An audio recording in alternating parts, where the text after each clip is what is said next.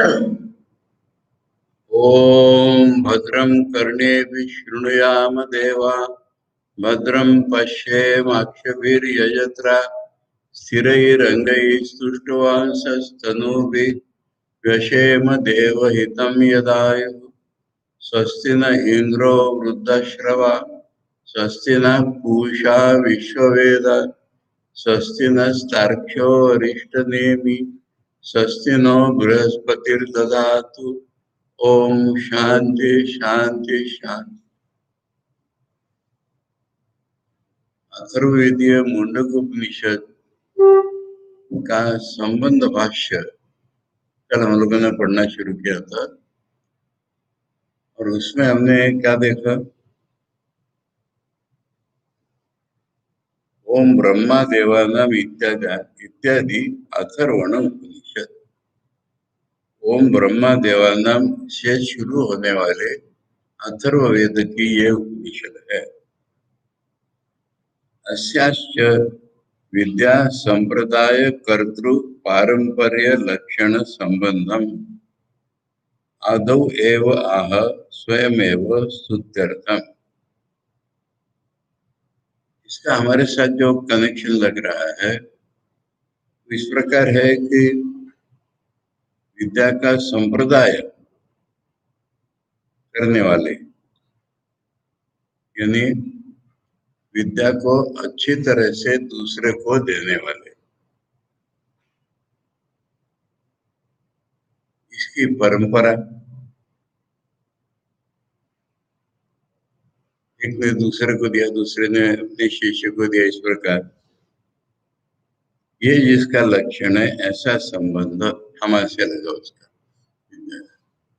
ऐसा होते होते वो विद्या हमारे पास आई। आदो एवं आह, इस उपनिषद ने शुरू में बोल दिया खुद ही स्तुति के लिए। स्तुति माने इस विद्या की मान्यता बताने के लिए। कैसी मान्यता? एवं ही महद्भि परम पुरुषार्थ साधनत्वेन गुणायासेन लब्धा विद्या इति श्रोतृ बुद्धि प्ररोचनाय विद्या मयि करोति। क्योंकि इस प्रकार महान लोगों ने परम पुरुषार्थ के साधन के हिसाब से बड़े प्रयत्न से ये विद्या लाभ की, ऐसा श्रोताओं की बुद्धि को रुचि उत्पन्न कराने के लिए या उनके मन को उस ओर केंद्रित कराने के लिए विद्या की महानता बताई। स्तुत्या प्ररोचितायां ही विद्यायां सादराः प्रवर्तेरन् इति। स्तुति से जब हमारा मन उस ओर लगा दिया तब हम प्यार से, आदर से, आदर में दो चीज आती है, प्यार भी आता है और रिस्पेक्ट भी आता है। भारतीय भाषा में अलग अलग होता है। मराठी हिंदी में आदर के अर्थ में प्यार बिल्कुल नहीं आता, आदर माने रिस्पेक्ट होता है, और बंगाली में आदर का अर्थ प्यार होता है। संस्कृत में दोनों अर्थ हैं, इसलिए आदर माने रिस्पेक्टफुली और लविंगली दोनों। तब वो इस विद्या की ओर मुड़ेंगे। अब जो रियल संबंध है माने संबंध जो है अनुबंध चतुष्टय का एक अंग है, अधिकारी विषय संबंध प्रयोजन। इसमें संबंध नाम की जो चीज है बहुत कम उसका प्रत्यक्ष व्यवहार दुनिया में देखने को मिलता है। मैकेनिकली पुस्तक में से पढ़ देंगे, मुझे तो एक घटना याद आ रही है, मैंने 1000 बार बताई और दोबारा बता। ऋषिकेश में जब जहाँ मैं था उसके पास में एक विवेक आश्रम था। विवेकानंद स्वामी से संबंध नहीं, उनका अपना नाम था वो। और वहां के वार्षिकोत्सव में 3 दिन की सभा में एक दिन की सभा एक मंडलेश्वर को बुला करके प्रेजेंट कराते थे। तो हरिद्वार का कंथल का जो साधन साधना सदन क्या है, साधना आश्रम अत्यंत प्रसिद्ध है। हमारे बहुत से साधु लोग भी वहां पढ़ते हैं। और वहां के जो मंडलेश्वर विश्वात्मानंद जी, वो एक सेशन प्रिसाइड करने के लिए आए थे। और प्रिसाइड का अर्थ सभा तो मंत्री चलाता है, प्रेसिडेंट बैठते हैं और एक भाषण खुद भी देते हैं अपने चुने हुए विषय पर। तो उन्होंने कहा कि मैं आज अनुबंध चतुष्टय के बारे में बताऊंगा।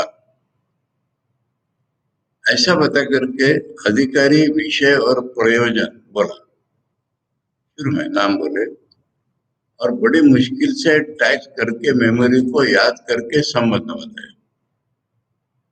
और फिर जब विवरण शुरू किया, अधिकारी, विषय और प्रयोजन का ऑर्थोडॉक्स वेदांती लोग जितना अच्छी तरह से बता सकते उतने अच्छी तरह से बताए। नामी टीचर है वहां के मंडेश्वर, थोड़ी स्पीड में धीरे है, मैंने धीरे धीरे बोलते हैं पर बहुत नामी पढ़ाते हैं। इतना बोल करके भाषण समाप्त हो गया। संबंध में क्या बारे में बोला ही नहीं। और एक घटना बता दें, नाम मुझे फिर भी याद नहीं आएगा, लिख के रखना पड़ेगा मुझे। एक सन्यासी जिन्होंने शारदा मठ की प्रेसिडेंट माता जी से मंदिर दीक्षा ली, कैलाश आश्रम में रहे, पढ़े और पढ़ाने के लिए योग्य घोषित कर दिए गए, पढ़ाने भी लगे। उनको एकांत प्रिय था, इसलिए देवप्रयाग में मंदिर के लोगों ने उनको एक कमरा दे दिया। वहां वो रहते थे। मेरी उनकी दूर की पहचान टेलीफोन से। मैंने किसी ने बताया था कि हमारे साधु लोग जब देवप्रयाग जाते हैं तो ये अच्छी मदद कर सकते हैं कमरा दिलाने के लिए, इसके लिए। इस तरह से पहचान हुई। मेरे बारे में उन्होंने उन साधुओं से सुना हो। एक बार जब मैं देवप्रयाग गया और मंदिर के दर्शन के बाद में प्रदक्षिणा लगा रहा था, तो उन्होंने अपने कमरे से मुझे देखा और उतर करके नीचे आए मेरे पास और कहने लगे कि महाराज मुझे आपसे वेदांत सीखना है। उनका आप तो सिखाते हैं, सुना मैंने। हम कहा, तो उन्होंने अपनी हिस्ट्री बताई जो मैंने बताया और मुझे पढ़ाने लायक घोषित कर दिया कि मैं पढ़ाता हूँ। परंतु इस वेदांत का हमारे जीवन से तो कोई संबंध नहीं प्रतीत होता। और आप लोगों ने स्वामी विवेकानंद की धारा में वेदांत पढ़ा है तो उसका जीवन से संबंध है, इसलिए मुझे आपसे सीखना है। उनका वेदांत कैसा होता है फिर? असंबद्ध वेदांत, अनकनेक्टेड विथ आवर लाइफ। मैंने आपको दो उदाहरण दिए। मैं थोड़ा आगे जाके बोलूंगा कि रामकृष्ण मिशन में बहुत लोग वेदांत जानते हैं पर ये संबंध नहीं जानते, यही मुझे, इसलिए मैं इसको अपनी खासियत तो नहीं बोलूंगा, नागपुर से मेरे गुरुजी से जिन्होंने पढ़ा उसी की खासियत। और मेरे पास सवाल आता है हमेशा, आपके गुरुजी ने वेदांत कहाँ पढ़ा था? ऐसा कोई जाहिरात होती है कि एक स्कूल है वहां जाके पढ़ रहे हैं? मेरा जवाब सुन के आपको शायद अचंभा हो जाए। माँ से, महापुर जी से और तुरानंद स्वामी जी से, इन्होंने वेदांत पढ़ा था। तो संबंध के बारे में अब मैं वेदांत के स्टैंडर्ड पुस्तकों में से बताऊंगा आपको, ये तो सब बाहर की बातें बता दी। ऐसी व्याख्या जब आती है किसी शब्द का क्या अर्थ है, तो हमारे लिए स्टैंडर्ड है सदानंद की वेदांत सार। और साधारण वेदांत के बारे में संबंध जब आता है तो लोग बोलते हैं प्रतिपाद्य प्रतिपादक संबंध। मैंने ब्रह्म का या जीव ब्रह्म का प्रतिपादन करना है, उसको ये प्रतिपाद्य है, उसका प्रतिपादन वेदांत कर रहा है। अब प्रतिपादन करने से क्या ज्ञान हमको हो जाता है क्या? तो सदानंद ने बोला है कि प्रतिपाद्य प्रतिपादन तो है, परंतु ये जो संबंध है ये बोध्य बोधक भाव है, ये महत्व की चीज है।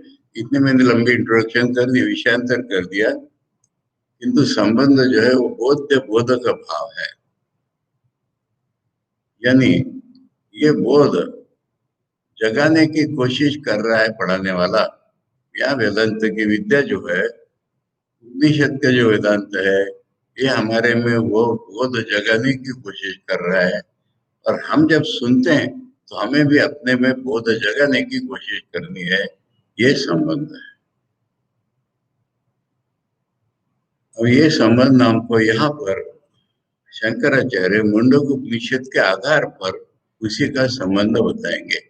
पहला जो संबंध बताए तो खाली गुरु परंपरा का संबंध हमारे तक लगे होना। हम जो प्रयोजन के साथ संबंध कह रहे हैं, यानी ये विषय वस्तु इस साधक को अपने प्रयोजन के साथ कैसे जोड़ती है, ये संबंध है।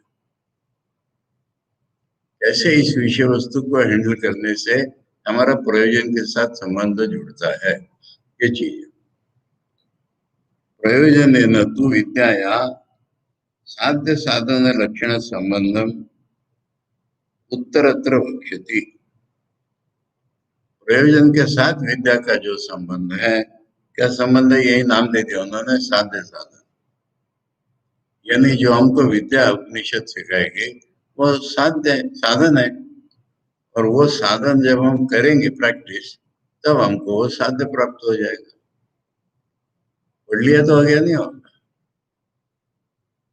साधन क्या है? सारे वेदांतों में साधन की जब बात आती है तो बृहदारण्यक उपनिषद का ही मंत्र कोट किया जाता है, और श्रवण मनन निधिध्यासन ही साधना बताई जाती है। तो ऐसा सुने, ये तीन चीज अलग नहीं इसको माने। ऐसा सुने कि वो हमसे मनन करावे, जो हमने श्रवण किया है वो, और हमसे ध्यान करावे, ऐसा श्रवण होना चाहिए, और तब हमें अनुभव होगा। याज्ञवल्क्य मैत्री को बोल रहे हैं कि आत्मा वही अरे द्रष्टव्या। द्रष्टव्या माने अनुभव करना चाहिए प्रत्यक्ष। कैसे करना चाहिए? श्रोतव्यो मंतव्यो निधिध्यासितव्यो एवं हरे द्रष्टव्या। श्रवण मनन ध्यासन के द्वारा उसका अनुभव कर लेना चाहिए। ये हो गया साधन, और अनुभव हो गया साध्य। वहां पर भी यही चीज बोली है कि ये एक साधन है। ये विद्या अगर हमें वो बोध जगा दे तब वो हमको प्राप्त हो जाएगा। यहाँ पर बोले कि ये बाद में बताया जाएगा इसी मुंडक उपनिषद में, दूसरे अध्याय के दूसरे मुंडक के दूसरे सेक्शन का 8वां मंत्र। विद्यते हृदय ग्रंथि छिद्यन्ते सर्व संशया हीयन्ते चास्य कर्माणि तस्मिन् दृष्टे परावरे। उस निर्गुण सगुण ब्रह्म को गुरु परंपरा से अनुभव कर लेने पर हमारे हृदय में रहने वाली अज्ञान ग्रंथि कट जाती है। हमारे सारे संशय अंतिम सत्य के बारे में, ब्रह्म सत्य जगन मिथ्या के बारे में हमारे दिल के सारे संशय मिट जाते हैं, और हमारे पूर्व जन्म, हमारे जन्म जन्म के जो कर्म है, इस जन्म के जो कर्म है, इन सब का संबंध हमारे मैंपन से है। मुंडक में बाद में बताया जाएगा अंत में। तो मैं की समाप्ति के कारण ये कर्म भी समाप्त हो जाएंगे। ये अंते चास्य कर्माणि, ये संबंध किसका हो गया? इस विद्या से हमारे प्रयोजन का। अगर हम इस विद्या का ठीक तन मन से अनुशीलन करते हैं, हृदय से अनुशीलन करते हैं, अनुभव में लाते हैं इसको, तभी ये घटना घटेगी। सुनना, श्रवण मनन बोल दिया। सुनना बहुत से लोग कान से करते हैं, कान से करने को कहते इस कान से सुना, उस कान से छोड़ दिया। आपने देखा होगा, अगर कोई क्लास लेक्चर सुन के आया, बताओ तो क्या बताया? वर्बेटिम बता देगा, दूसरे दिन पूछो तो कुछ भी नहीं। ऐसी एक सरफेस मेमोरी होती है, इसे तो कुछ नहीं बनेगा। अधिकांश लोग इस दुनिया में बुद्धि से सुनते हैं, उससे हमें ज्ञान नहीं होने वाला। निषेधों में बार बार जो बुद्धि बुद्धि बुद्धि शब्द आता है, इसका अर्थ बोध होता है। और अभी मैंने जो बुद्धि का, ये हमारी तर्क शक्ति होती है, इंटेलेक्चुअल कैपेसिटी। इसको उपनिषदों में बुद्धि नहीं कहते। ये इंटेलेक्चुअल कैपेसिटी का अंतर्भाव तो मन में ही होता है। थिंकिंग, फीलिंग, विल, ये सारा मन का ही लक्षण है। इसी में वो बुद्धि है, और उससे हम सुनते हैं, पंडित बन जाते हैं, दूसरों को सिखा सकते हैं, समझा सकते हैं, खुद के दिल को नहीं छूता वो। इसलिए तीसरे प्रकार के लोग हैं जो हृदय से सुनते हैं, यानी अपनी अनुभव शक्ति को खोल के सुनते हैं। और जब अनुभव शक्ति को खोल के सुना जाता है, तब हमारा अनुभव होता है। और उसमें जो अड़चन आती होगी, वो हमारा श्रवण ही मनन कराता है। मुझे अपने गुरु जी से वेदांत श्रवण करने की इतनी याद आ रही है कि क्लास खत्म होते ही हम उनके पास ही जाते थे। वो तो पायचारी करते थे, हम उनके पास ही जाते थे। हमारे ऐसा है ना, वैसा है ना, ऐसा है ना, वैसा है ना, ऐसे उसके इम्प्लीकेशन जो मन में आते थे उनको बताते रहते। और वो कहते ठीक है, ठीक है, ठीक है, ठीक नहीं हुआ तो बता देते थे, ऐसा नहीं ऐसा है। ऐसा इसका जो चरवण, कैसे गाय बैल चारा चर लेते हैं, पेट में भर लेते हैं, उसको दोबारा निकाल के जुगाली करते हैं, वैसा ये मनन होता है। और वो इतना स्पॉन्टेनियसली होता था कि क्लास खत्म होते होते ही शुरू हो जाता था। अगर टाइम नहीं है, क्लास खत्म होने के बाद कोई काम है, चले गए, तो जैसे फुर्सत मिली तब होता था। तो ये मनन होता है। और फिर ध्यान करो, वेदांत का निधिध्यासन माने ध्यान नहीं है साधारण का। निधिध्यासन का अर्थ है कि इससे अलग जो विचार मन में आए उसको हटाते रहो, ब्रह्म को पकड़े रहो, ये ध्यान है। तो ये श्रवण ही ये सब कराता है, अगर वो दिल से हुआ है तो।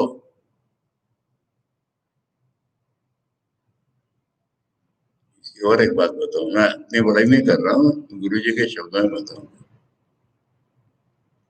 हमारे साथ एक थे, हमारे सहपाठी ब्रह्मचारी, मेरे से सीनियर।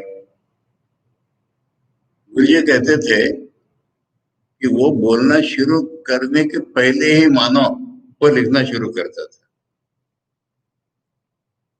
और तुम तो कलम लेकर के मेरे मुंह की तरफ देखते रहते हो, तुम्हारे भीतर कुछ ऐसा खटका लगता है तब तुम लिखते हो। ये उन्होंने वर्णन किया। ये भी तो मना नहीं हुआ ना लिखना हमारा, जो मेरे भीतर आया वो लिखा है ना। कई बार ऐसा देखेंगे, मेरे एक सीनियर गुरु बंधु थे अत्यंत श्रेष्ठ, जिनसे मैंने पढ़ा है बहुत सारा, शिवदत्तानंद जी। उन्होंने मेरे गुरुजी के क्लास के जो नोट्स लिए हैं, मेरे भी नोट्स हैं, उसमें मराठी शब्द मिलेंगे। जब हमको गुरुजी मराठी आती नहीं थी, मराठी थोड़ी पढ़ाते थे। सब्जेक्टिव नहीं है, उनकी बात सुन करके भीतर जो जगह है वो नोट किया है। तो मैं श्रवण मनन निध्यासन का मतलब आपको बताने लगा। ये साधन है, और वेदांत में इसी को साधन माना गया है। हम जिस जिसको साधन मानते हैं, उन सबको हमने केनोपनिषद में देखा था, उसको तो अधिकार बिल्डअप करने के प्रिलिमिनरीज माने गए हैं सर। खैर, तो ये जो साधन साध्य संबंध है, ये इस श्लोक मंत्र के द्वारा बताया। खैर वो तो एक अच्छी तरह से बताया पैनल इसलिए, किंतु यहाँ भी बता दिया है। यहाँ किस प्रकार बताया है? अत्र च अपर शब्द वाच्यायाम ऋग्वेदादि लक्षणायाम विधि प्रतिषेध मात्र परायाम विद्यायाम, अपर शब्द वाच्याम विद्यायाम, ये कनेक्शन है। अपर अपर शब्द वाच्यायाम विद्यायाम माने जिसको अपरा विद्या कहा जाता है। संस्कृत के स्टाइल है, विशेष विशेषण को तोड़ के बीच में क्लॉज बसाइए, पैरेंथेटिकल क्लॉज। जो अपरा विद्या वाचा यानी अपरा नाम की जो विद्या है, वो कौन सी है? ऋग्वेद आदि लक्षण है उसके। अब यहाँ मैं बताने लगूं तो यही खत्म हो जाए, मुंडक में बताना ही पड़ेगा वो कि हम आजकल इतने बड़े कंफ्यूजन में पड़े, हम नहीं, सब लोग नहीं, बहुत कम लोग। अपरा विद्या मने साइंस, परा विद्या मने धर्म। कहाँ से सीखा आप लोगों ने? परा और अपरा के उल्लेख तो मुंडक में ही है, दुनिया में और कहीं नहीं देखा। और वहां जो बताया होगा वही तो मीनिंग लेना पड़ेगा। और वहां यही बताया, ऋग्वेद, यजुर्वेद, सामवेद, अथर्ववेद और छह वेदांग, ये सारी अपरा विद्या है। देखो, साइंस को वेदांत के अनुसार विद्या ही नहीं मानते। जो पंचेंद्रिय ग्राह्य है और उस पर उपस्थापित अनुमान द्वारा ग्राह्य में, स्वामी विवेकानंद की शब्द में बता रहा, वो क्या विद्या है क्या? उसके लिए पढ़ो साइंस, जाओ लेबोरेटरी में। विद्या तो उसी को कहते हैं जो सूक्ष्म चीज को सिखाए, जो चेतन तत्व को सिखाए। अब ये चेतन तत्व को सिखाने वाली दो विद्या, एक ऐसी होती है कि मैं विषय, तुम विषय, मैं कर्म करूंगा तो फल पाऊंगा, ऐसा करो ऐसा मत करो, ये सिखाती है मुझे वो। ये सिखाती है साइंस के आधार पर नहीं। ऋषियों ने जो कर्म कर्म फल का देखा है, सूक्ष्म ज्ञान, उसके आधार पर मुझे बताते हैं निश्चित रूप में ये कर्म तुमको ये फल देगा, ये कर्म बुरा है ये तुमको बुरा फल देगा, ये कर्म तुमको ये अच्छा फल देगा। ये कहाँ बताए? वेदों में। वेदांग क्यों? वेदों को समझने के लिए वेदांग होते हैं। इसलिए वेद वेदांगों में यही सिखाया है कि ऐसा करो ऐसा मत करो, इससे अच्छा फल मिलेगा, इससे अच्छा, इतना ही बताया है। विधि प्रतिषेध मात्र परायाम, डूज एंड डोंट्स मात्र परायाम, माने उतना ही बताने का जिसमें परम तात्पर्य है। ये ऑब्वियसली वेदों के कर्मकांड के रूप में चल रहा है, पर यहाँ पर पूरे वेदों का क्या याद रखो, कर्मकांड से बात करके नहीं दिखाया है।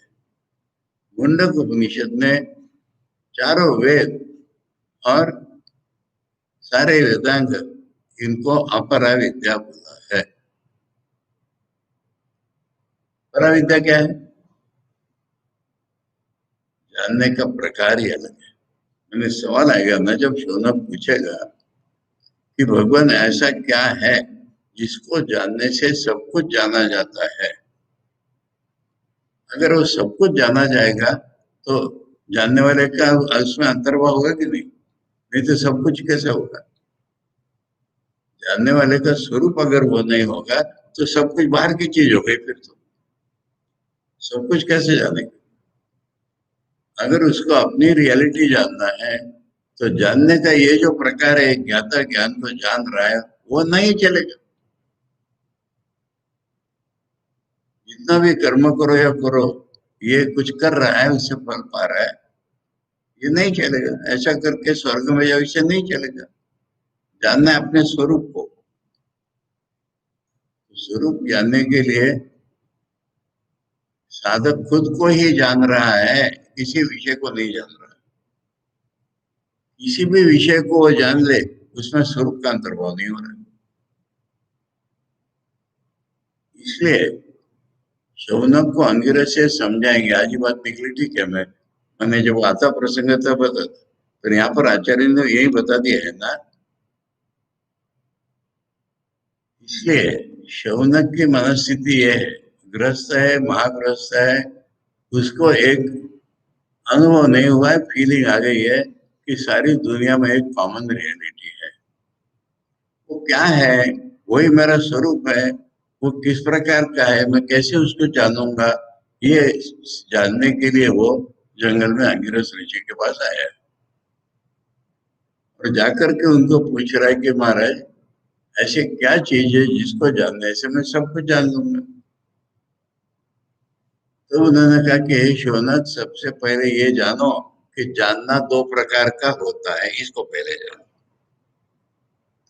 तुम जिस पद्धति से जगत को जान रहे हो, कर्मकांड को जान रहे हो, आज तक तुमने गृहस्थ हिसाब से जो भी कर्म किए उसके आधार पर, वो जानना अलग है। और इसको अगर जानना है उसके अनुसार तुम्हें अपना मन बनाना पड़ेगा। उसके अनुसार तुमको जानना ही अलग किस्म से पड़ेगा। कैसे जानना पड़ेगा? ये यहाँ के मंत्र, अध्यायों के मंत्र ही बता रहा हूं। जैसी वस्तु है उसके अनुसार तुम्हारा बोध होगा, तब हम कहेंगे कि ये जानना सही है। वस्तु तंत्र तुम्हारे ऊपर डिपेंडेंट नहीं है। अगर कोई दुनिया का ऑब्जेक्ट है तो हम ऑब्जेक्ट को जानते हैं। अगर वही हमारी रियलिटी तो उसको ऐसे कैसे जानते? उसका जानना ही अलग प्रकार से होगा। इसको वेदांत मुंडक उपनिषद ने परा विद्या बोला है। और आचार्य यहाँ बता रहे हैं कि शुरू में ही विभाग कर दिया है मुंडक उपनिषद। इसलिए मुंडक उपनिषद वेदांत के बिगिनर के लिए, जैसे मैंने कहा, कटा से शुरू कर सकता है वो, और मुंडक शुरू करने के लायक बढ़िया चीज है। इतनी शुरू में उन्होंने परा परा विद्या का भाग करके हमको किस प्रकार का ज्ञान चाहिए सिखा करके ब्रह्म ज्ञान सिखाया। यहाँ पर आचार्य कह रहे हैं कि जो विधि प्रतिषेध मात्र सिखाती है, चारों वेद वेदांग जिसका लक्षण है, मुंडक के आधार पर बोल रहे हो।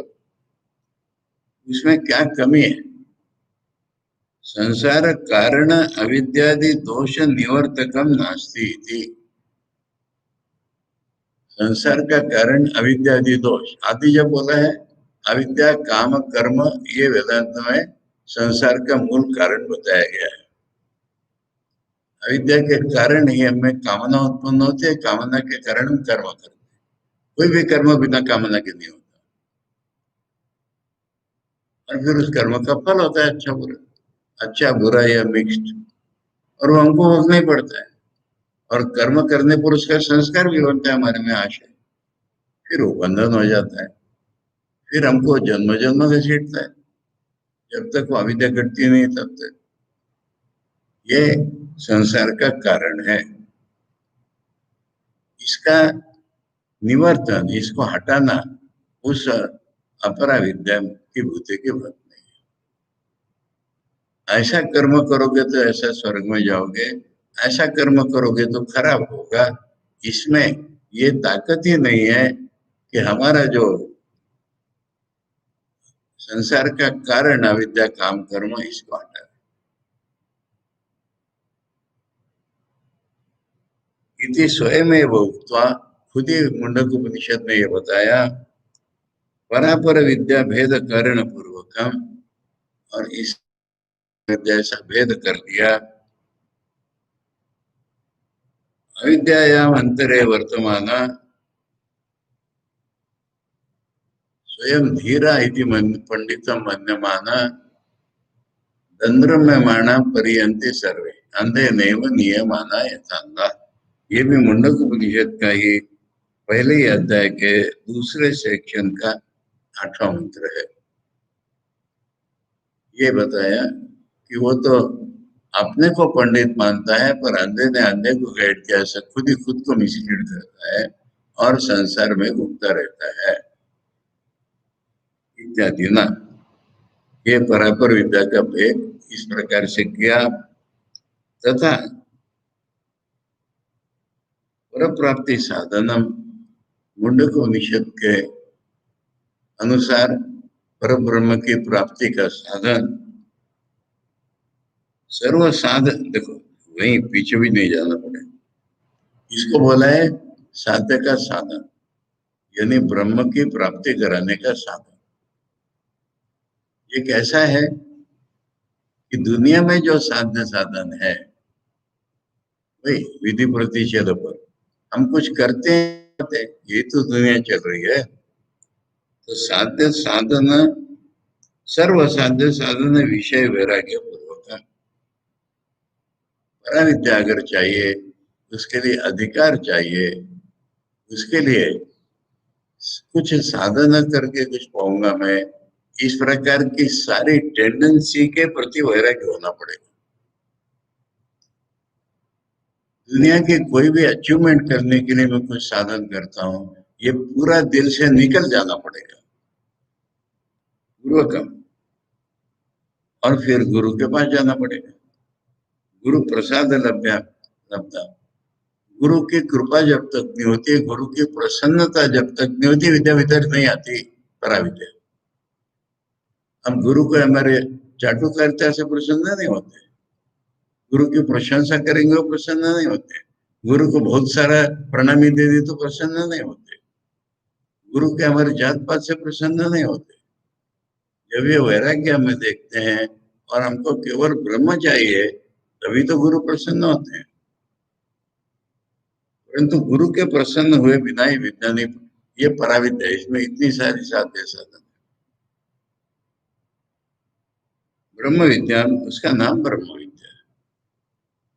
ब्रह्म विद्या आह परीक्ष लोकान इत्यादि ना, ये कल श्लोक मैंने बोला था, परीक्ष लोकान कर्मचेतान ब्राह्मणों निर्वेदमाया नास्त्य कृता कृतेन तद विज्ञानार्थम से गुरुमेव वाभिगच्छेत समित पाणी श्रुत्रियम ब्रह्मनिष्ठा। लोगों की कर्म से प्राप्त होने वाले लोगों की परीक्षा करके, माने वहां जाना नहीं पड़ता है, श्रुति अपने न्याय, अपना अनुभव, वेदों की बात, अपना तर्क या कॉमन सेंस, ये सब लगा करके उनकी परीक्षा कर लेनी होती है। और परीक्षा करके क्या मिलता है? अरे तो सब दुनिया में ऐसी कोई चीज ही नहीं है जो कर्म करके नहीं मिली दुनिया में।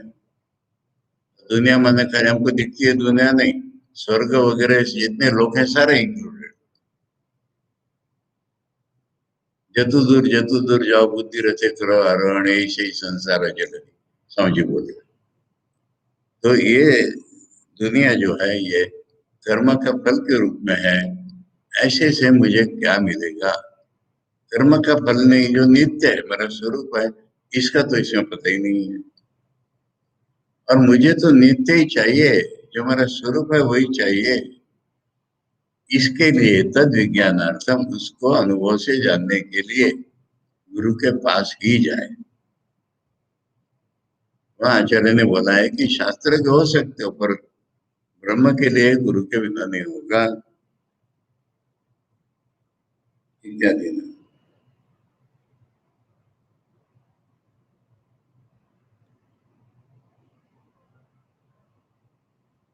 ये संबंध होता है।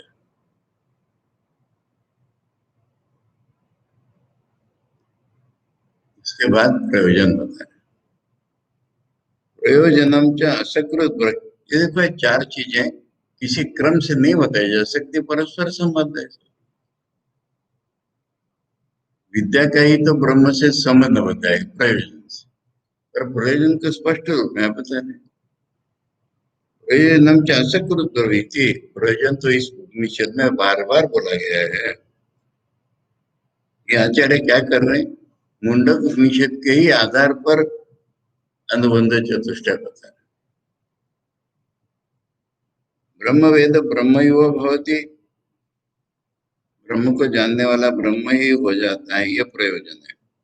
इति परामृता परिमुच्यन्ते सर्वे इति च, जो ज्ञान प्राप्त करते वो सारे के सारे अमृत हो गए, और वही शरीर त्याग करके मुक्त हो गए। अब आता है सवाल अधिकारी का। ज्ञान मात्र यद्यपि सर्वाश्रमीणाम अधिकारा, तथापि संन्यास निष्ठा एवं ब्रह्म विद्या मोक्ष साधनम न कर्म सहिता इति। ज्ञान मात्र में यानी जानकारी के रूप में जो ज्ञान, बुद्धि में बैठा हुआ जो ज्ञान, इस रूप में तो सभी आश्रमियों का अधिकार है, किसी को मना नहीं कर सकते हम उपनिषद विद्या सुनने के लिए, पढ़ने के लिए।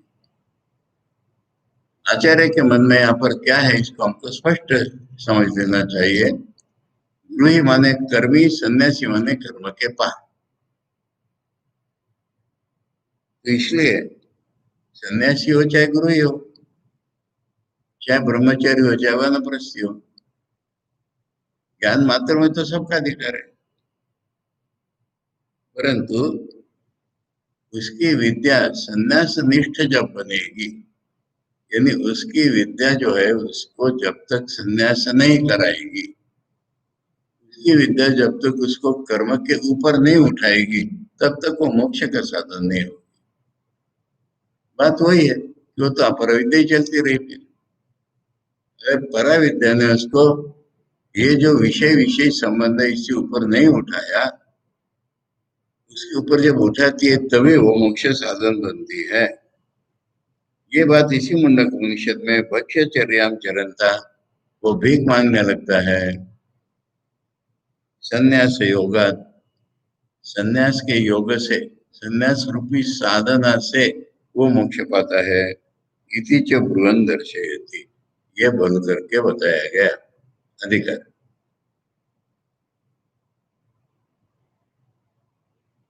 अब इसके अलावा आचार्य के ये बात थोड़ी सी डेलिकेट होने के कारण केवल मुंडक के आधार पर नहीं, तर्क के आधार पर भी आचार्य समझाना चाहते। डेलिकेट क्यों है, यह बार बार बताने की बात नहीं है।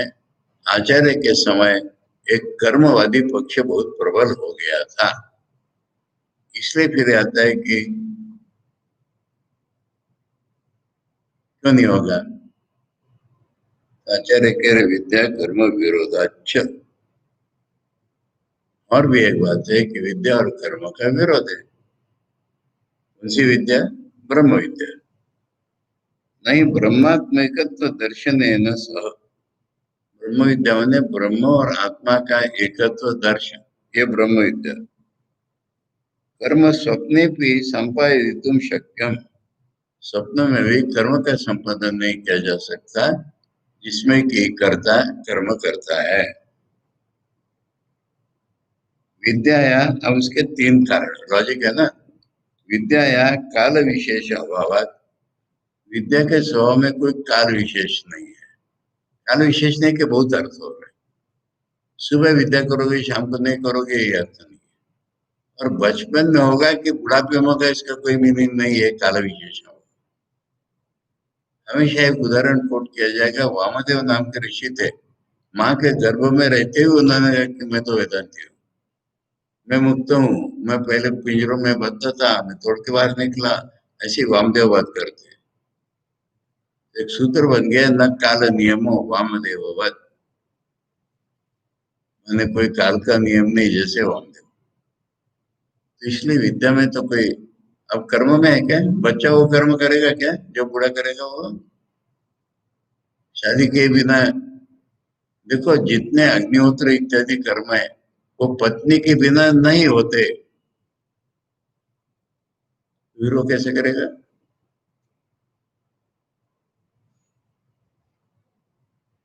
काल विशेष अभाव। और अनियत निमित्तत्वात्, ये एक मध्य की जय, इस कारण से किसमें ब्रह्म ज्ञान जगा ये कोई नहीं बता पाया आज तक। ब्रह्म स्वरूप है इसलिए जगा, यही उत्तर होता है उसका। उसने कर्म किया था, ये कर्म करेगा तो ये फल पाएगा, ऐसा उसने कहा है। ऐसा होता ही नहीं है कि वो क्यों ऐसा हो गया। काल संकोच अनुपपत्ति, फिर ये बुढ़ापे में हुआ कि बचपन में हुआ, ये कोई इसमें पॉसिबिलिटी नहीं बनती। इस कारण से हुआ जो हमको नहीं पता, तो बचपन में हुआ कि बुढ़ापे में गया, इन्हें कर्म करके नहीं हुआ, बचपन नहीं हो गया, सारे कर्म करके भी नहीं हुआ, वानप्रस्थी के वहां हो गया, उपासना करते रहे, सन्यासी बन गए तब हुआ। तो ये कैसे होने से होता है तो कौन बताए। यहाँ तक हम लोगों ने कल पढ़ा था, अभी ने पूरा फिर से दोहराया। अब इसके बाद सवाल आता है कि हमने जो देखा है उसका क्या? अनुभव को कोई भी काट नहीं सकता। ननु गृहस्थेषु ब्रह्म विद्या संप्रदाय कर्तृत्वादि लिंगम, लिंग माने चिन्ह, किसी का चिन्ह कि गृहस्थ को भी ब्रह्म प्राप्त होते हैं, इसका चिन्ह। कैसे? गृहस्थों को तो हमने विद्या संप्रदाय कर्ता के रूप में देखा है। जनक राजा ने कितने लोगों को वेदांत सिखाया है। अजात शत्रु नाम के राजा है बृहदारण्यक वंश। एक ब्राह्मण दृप्त बालक की, घमंडी बालक की, वो उनके पास जाता है, मैं तुम्हें सिखाने आया हूँ। बड़ी अच्छी बात है, आपने इतनी बात की इसलिए मैं आपको 1000 गाय देता हूँ, सिखाइए। तो बताता ऐसा ऐसा है। तो अजात शत्रु का ये तो साधारण चीज है, इसका वो अंश तो आपको मालूम नहीं। फिर उसने बताया ऐसा ऐसा है। बोले वो तो साधारण चीज है, उसका फलाना अंश आपको मालूम नहीं। ऐसे उसका अज्ञान जाहिर करता है और फिर उसको ज्ञान देता है अजातशत्रु। अब उससे और लोगों ने पाया होगा ना। तो फिर गृहस्थ को तो हमने संप्रदाय के कर्ता के रूप में देखा है। और भी उदाहरण होंगे वेदांत में। वो जो श्वेतकेतु पांचाल देश के राजा के पास जाता है छांदोग्य उपनिषद में, वो भी सिखाने के लिए जाता है। वो पूछता है कि आदमी मर करके कहाँ जाता है बताए क्या? स्वर्गलोक भर क्यों नहीं जाता, ओवर पॉपुलेटेड क्यों नहीं हो जाता, पृथ्वी के पॉपुलेशन कहाँ चली जाए, ऐसे प्रश्न पूछता है। बोलते मुझे नहीं मालूम। फिर वो घर पे आके बाप से बोलता है, तो बाप बोलता मुझे भी नहीं मालूम, चलो हम दोनों सीख में जाएंगे। वो राजा के पास जाते हैं सीखने। तो राजाओं को तो हमने ब्रह्मोदय के संप्रदाय का कर्ता के रूप में देखा है। ये चिन्ह है ना। आचार्य कह रहे हैं न तस्थित न्यायम बाधितुम उत्सवते। स्थित न्यायम मैंने आचार्य ने जो नियम अभी बताया कि ये संन्यास निष्ठ न होने पर मोक्ष साधन नहीं बनता, ये न्याय बताया। इसको एक उदाहरण से 100 उदाहरण से कैंसिल नहीं किया जा सकता। अंग्रेजी में कहावत है, एक्सेप्शन प्रूव्स द रूल। एक नियम बनाया, उसका फलाना एक्सेप्शन है तभी और रूल एस्टेब्लिश होता है। अरे वो तो एक्सेप्शन है। तो इसलिए ये एक्सेप्शन जो नियम को नहीं तोड़ सकते, इसमें आचार्य का क्या लॉजिक है हमारे सबकी बुद्धि के परे। एक भी उदाहरण हमने देखा तो रूल नहीं टूट रहा। और उसको दूसरे किस्म से समझाओ कि वो गृहस्थ दिख रहा है पर सन्यासी हो गया है। आचार्य क्या क्या एक्सप्लेनेशन मालूम है इसमें, देख लो तुम लोग। दृश्यते, मैंने कभी लिखा है भी, दृश्यते न तो तत्कर्म यथा भगवतो वासुदेवस्य। अरे दृश्यते न तो तत्कर्म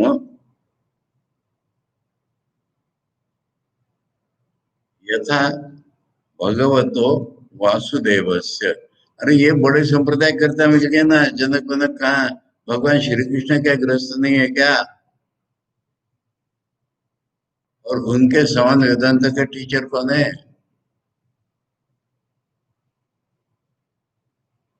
तो इससे नियम नहीं टूटता।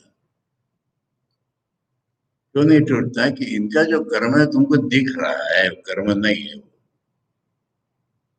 भगवान श्री कृष्ण के समान ये कर्म ही नहीं है, मैं करता हूं ये ज्ञान उनमें एब्सेंट है। ये कर्म नहीं दिख रहा है कर्म जैसे। तो गृहस्थों में भी ऐसे होते हैं कि जो इसके परे गए हुए। हमारे जमाने में अगर उदाहरण चाहिए तो ठाकुर के शिष्य नागमाश है, गृहस्थ है ना। अब इनमें संप्रदाय करते तो कैसे देखेंगे? ये हमारे तुम्हारे जैसे पढ़ा नहीं रहे, इनसे इंस्पायर्ड होकर कितने लोग धन्य हो गए। अरे एक तो अत्यंत मजेदार घटना है। ओके, बड़ा आदमी इनके पास आया, बड़ा कहलाने वाला, और ठाकुर की निंदा करने लगा। उन्होंने उसको चप्पलों से मारा। लोगों ने पूछा सुनकर कि आप तो चप्पल ही नहीं पहनते, चप्पल कहाँ से? उसी के चप्पल से मारा। और दूसरे दिन वही आदमी उनके पास आके भक्त बन गया। तो मार के भी सिखाते हैं विद्या, समझे ना? है। तो अब ये नाम के गृहस्थ हैं, किंतु उनके जैसे गृहस्थ कोई गृहस्थ ही नहीं बन पाएगी। है। तो इन लोगों का कर्म कोई कर्म नहीं होता। तो कह रहे नहीं विदिशते नापि तम प्रकाशे और एकत्र सद्भाव शक्यते कर्तुम किमुत लिंग केवल रीति। बोले तो तुमने एक उदाहरण दे दिया। अगर वेद खुद बोले तो भी नहीं हो सकता। वेद अगर सैकड़ों वाक्य ऐसे बोले कि कर्म से भी हो जाएगा तो वो नहीं हो सकता, क्योंकि कर्म और ज्ञान का अंधेरा और उजाले के समान संबंध है। एकत्र सद्भाव दोनों का इकट्ठा रहना पॉसिबल नहीं है। कर्तुम मने विधि शतेना भी वो ऐसा नहीं कर सकता कि मुझे लिंगे केवल केवल उदाहरण कोट करने से क्या हुआ। अब इसमें दो बातें आ रही है, एक थोड़ी सी संकुचितता भी आ रही है और मुख्यतः तत्व आ रहा है। यानी वो एक्सेप्शन हो गए ना, उनका कर्म ही नहीं है ना। और ये जब हम मानते हैं कि गृहस्थ माने कर्म, सन्यासी माने कर्म से परे, ये दोनों ही आजकल नहीं चल रहे। सन्यासी हो गए तो कर्म से परे हो हम लोग। पर ये नियम है, यानी तात्पर्य ले लो ना इसका, कि जो विद्या है वो हमको त्याग कराना सिखाएगी, तब ब्रह्म ज्ञान देगी, बस ये बात। ये विद्या अगर हम पहले से त्यागी हैं, या ये विद्या हमको त्याग करना सिखाएगी, इसमें उदाहरण तो वही है। शौनक तो महागृहस्थ हैं जिनको ज्ञान मिल रहा है, पर ज्ञान मिलने के बाद वो फिर से गृहस्थी में गए, ऐसा तो नहीं मिल रहा है कि वर्णन है इसका।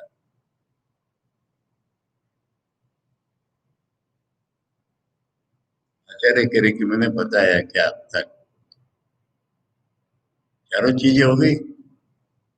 नहीं, सब्जेक्ट मैटर नहीं हुआ। विद्या, विद्या तो बता दिया, ब्रह्म नहीं, परा विद्या बता दी, क्या परा विद्या होनी बता अभी तक। अभी परा विद्या को डिफाइन किया ही नहीं कहीं। एवं उक्त संबंध प्रयोजनाया उपनिषदों, इसमें बताएंगे अभी। उपनिषद शब्द के अर्थ में बताएंगे विद्या। पहले संबंध और प्रयोजन जिसका बता दिया गया वो उपनिषद। इस उपनिषद का ही संबंध और प्रयोजन बता दिया गया। अधिकारी इन्वॉल्व हो गया। अल्पाक्षरम ग्रंथ विवरणम आरभ्य थे, थोड़े में मैंने इस ग्रंथ का विवरण शुरू करता हूँ अभी। अब उसका उपनिषद शब्द का अर्थ बता रहे हैं। ये इमाम ब्रह्म विद्या उपयांति, उप शब्द का, जो इस ब्रह्म विद्या के पास जाते हैं। विद्या के पास कैसे जाएंगे? विद्या को आत्मसात करते हैं, भक्ति पूर्वक जाते हैं। आत्मा भावे न बोलेंगे, आत्मा भावे न, आत्मा भावे न का अर्थ क्या होता है? जो हम सुनेंगे ना, वो दूसरे के अर्थ में नहीं सुनना है, ऑब्जेक्टिवली मेरा ऐसा बना लेना, ये आत्मा भाव है। इसका उदाहरण लेते हैं, ये विनोबा भावे के ग्रंथ में मैंने पढ़ा है। प्रोफेसर फिलोसफी लॉजिक पढ़ाते हैं, कह रहे हैं कि all men are mortal, Socrates is a man, so Socrates is mortal. ये विद्यार्थियों समझे? विद्यार्थी कहते हैं समझ गए। बोले ना प्रोफेसर समझा ना विद्यार्थी समझे। सारे मनुष्य मरते हैं, मैं मनुष्य हूँ, मैं भी मरती हूँ, तुम मनुष्य हो, तुम भी मरते हो, अब समझेंगे। यानी अपने ऊपर लगाए बिना कोई अर्थ ग्रहण नहीं होता। स्वात्म भावे न माने ये, जो भी पढ़ो सुनो उसको अपने ऊपर लगाओ, आत्म भावे। ऐसे इस विद्या के पास जाना है।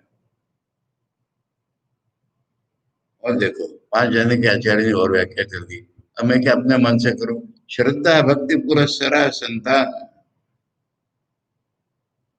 श्रद्धा होना चाहिए, भक्ति होना चाहिए, ये लेकर के जब इस उपनिषद के पास हो जाते। अब इसको कैसे कोई खंडन करेगा मैं तो नहीं जानता। आचार्य भक्त कहलाते हैं और इस भक्ति को मानते ही नहीं। येषाम यानी उपनिषद का जो अर्थ है उसी अर्थ में आ रहा है। ये उप शब्द का इतना अर्थ होता है अब तक। गर्भ जन्म जरा रोगादि अनर्थ पूगम निषादयति। फिर से जन्म लेना, गर्भ में वास करना, बुढ़ापा भोगना, रोग भोगना इत्यादि अनर्थों का समूह का छेदन करती है, निशा देती, काट देती है। परम व ब्रह्मगमयत, वह माने और नहीं, एंड पर ब्रह्म को प्राप्त करा देती है। गमयती माने वहां तक पहुंचा देती है, बोलो, या प्राप्त करा देती है। अविद्यादि संसार कारणम च अत्यंतम अवसादयति। अभी अनर्थ तो खत्म कर दिए, पर इनका जो मूल कारण है संसार, अविद्यादि, अविद्या काम कर्म, ये जो संसार के कारण है उनको कंप्लीटली नष्ट कर देती है। अवसादयति विनाशयति इति उपनिषद। ये उपनिषद शब्द का अर्थ हो गया। उपनि पूर्वस्य सदैर एवं अर्थ स्मरण। और नी पीछे जब होगा तब सच शब्द का यही अर्थ बताया गया है। अच्छा, इसमें नी शब्द का कहीं आया क्या?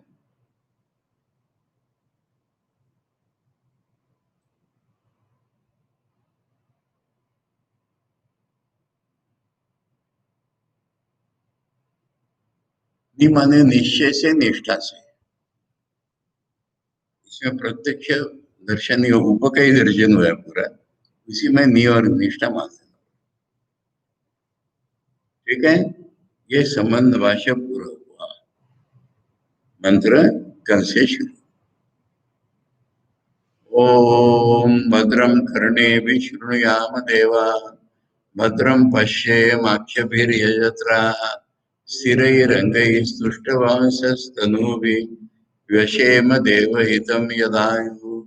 स्वस्ति न इंद्रो वृद्धश्रवा, स्वस्ति न पूषा विश्ववेदा, स्वस्ति नस्तार्क्ष्यो अरिष्टनेमि, स्वस्ति नो बृहस्पतिर्ददातु। ओम शांति शांति शांति। हरि ओम तत्सत। श्री रामकृष्णार्पणम्।